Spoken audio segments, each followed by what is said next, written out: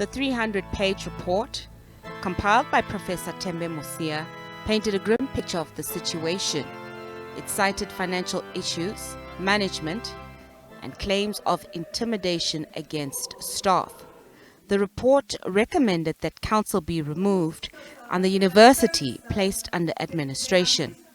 It's left the Minister of Higher Education with no choice but to act swiftly. This institution really runs the danger, one, of losing its reputation and even actually going down. So I'm very determined that also we act very soon to take the necessary decision on what needs to happen to address these challenges so that UNISA can have another 150 years. At the moment, we are studying both the report as well as UNISA's council's response, including the vice-chancellor's response, as well as other interested parties, because I gazetted the report inviting other interested parties to actually comment. So I'm studying that very carefully and also consulting.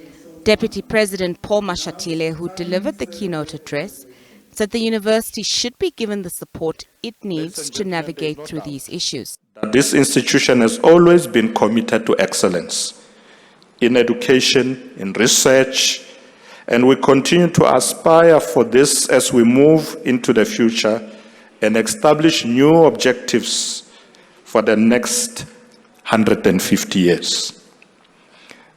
As we set new goals, we must work together to resolve existential challenges such as the following: continued lack of access to quality education, that's still a big challenge in our country.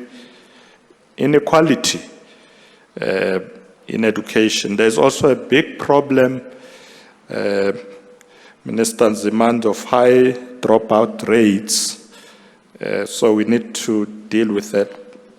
Poor literacy and numeracy skills, and of course, lack of funding for higher education, which Dr. Nzimande is fighting hard to overcome.